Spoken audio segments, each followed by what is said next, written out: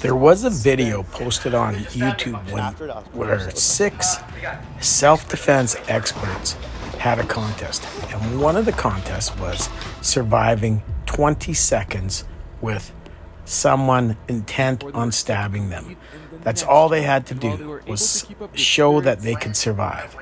They had 4 20-second rounds, and in those 4 rounds, out of these 6 experts, only one of them was able to potentially survive.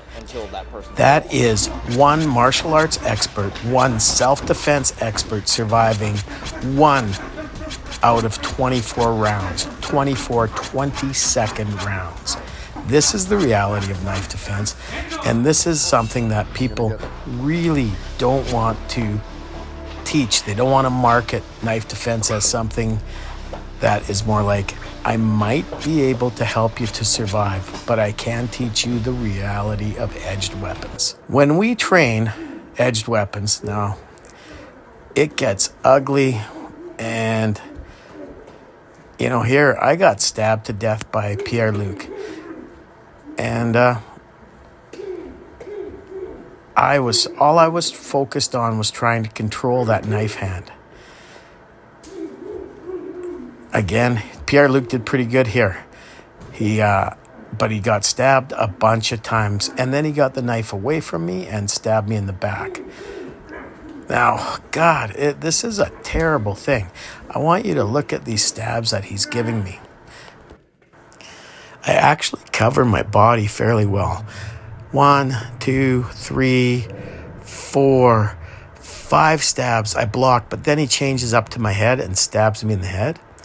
I don't know if that would have pierced my skull, but it wouldn't have been good. And then finally, I get a hold of his hand, and he pushes me off. I get 2 chops into him, and then he kills me, right? Now here, I'm stabbing, and let's take a closer look at those stabs. At first, Pierre-Luc blocks a few. I get him in the neck or the side of the head there, blocks it. I carve up his shoulder, and then here I get 2 direct stabs to his chest. 1, 2. Brings his knee up and grabs on. I love what he does here, except for one problem.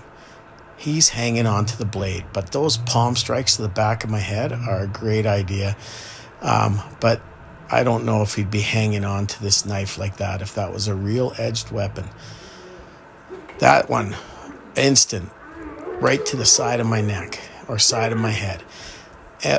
But we don't train to stop because we don't know what effect a strike will have. We train to keep fighting.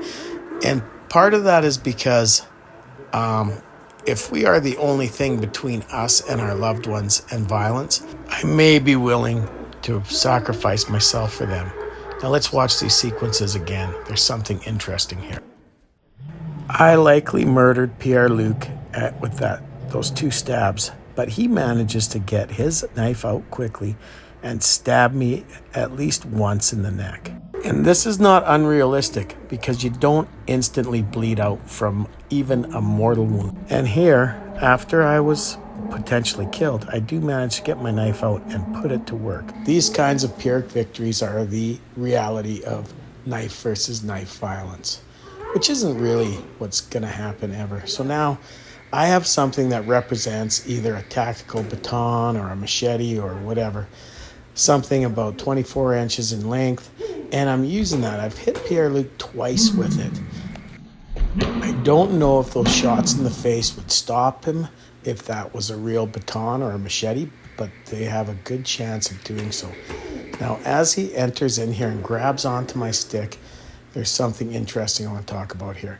So I hit him once, twice, and he's not managed to successfully stab me yet.